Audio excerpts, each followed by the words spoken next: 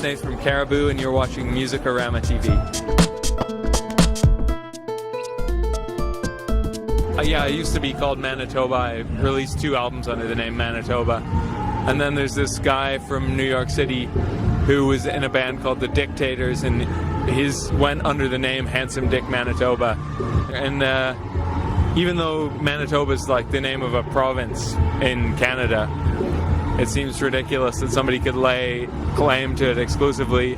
And for all sorts of it seemed like a ridiculous lawsuit.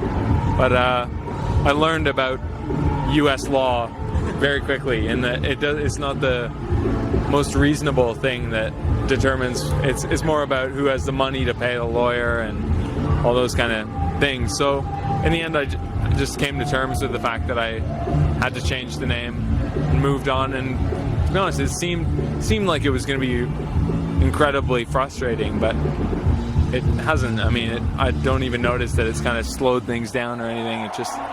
It's pretty easy. I went there when I was making the album, actually.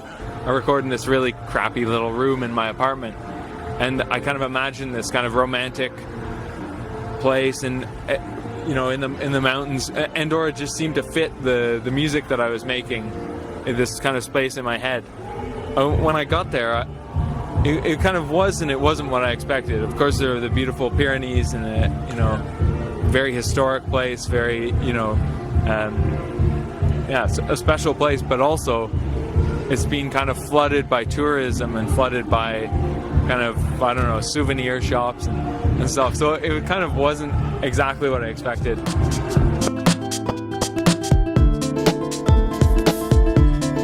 With this record, this is the first record that I wrote the music, like sat down and composed it rather than built it out of loops or whatever. And I realized that I was never going to make those kind of songs, those kind of pop songs. I mean, as close as I was ever going to come to making pop songs without making music in that way. The way that I was doing it, based out of loops, was just always going to make music that kind of sounded like it was made out of loops, which was good for previous records, but I wanted to do something different.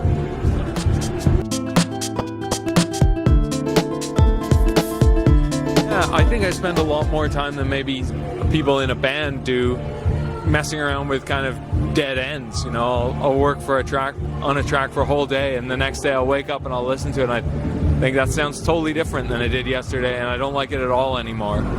But I mean, I do have feedback from like close friends and like key people. Like my wife she'll come home from work and she'll immediately tell me, what the hell is this track? You know, like she'll be very honest with me, which is very useful actually. And also some of my close friends like Kieran Hebden he's probably the other kind of first person to hear the music and give me kind of feedback, which is really useful.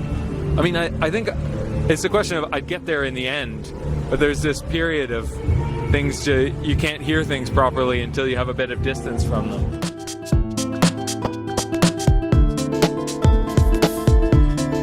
Quite natural, really, actually. I mean, especially this time around, there's 4 of us on stage and 2 drum kits, which is definitely important because there's always so many drum parts. And just, you know, we all kind of, the 4 of us listened to the record and thought maybe we'll play that, and we got together and tried out different ways of playing each song, and you know, I guess it just worked out quite naturally, I suppose. And we don't feel like we have to play the songs exactly like they are on the record. If we want to change them because it's more exciting. I think I'm not the best. I mean, people always expect mathematics to end up in music in kind of really simplistic ways, like, oh, there's 4 beats in a bar or something, right? And that's not mathematics, really. That's like counting. But and all those kind of things like patterns and kind of the way Bach incorporated patterns into music. And that definitely doesn't have anything to do with my music. But I think it's so hard for me to say that those are 2 things that I've always done, music and mathematics. And the whole way I think about everything is so kind of influenced by the framework from doing those 2 things that it's kind of hard. I mean, definitely somehow they're both kind of creative processes for me, and they're both kind of maybe mathematics is different from what people expect it to be like. If they expect it to be really kind of dry and scientific, but I don't know.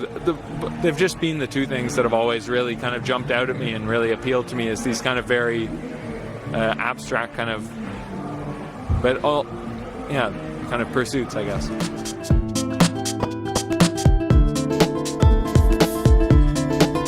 Yeah, I think so. I mean, I've been doing this since I was a teenager, kind of making music long before I released anything. And I've never been bored with music. There's so many different things to hear and to pursue and different kinds of music to make. I can't imagine getting bored with it. I mean, maybe at some point that'll happen, but I have no plans to do anything else at the moment.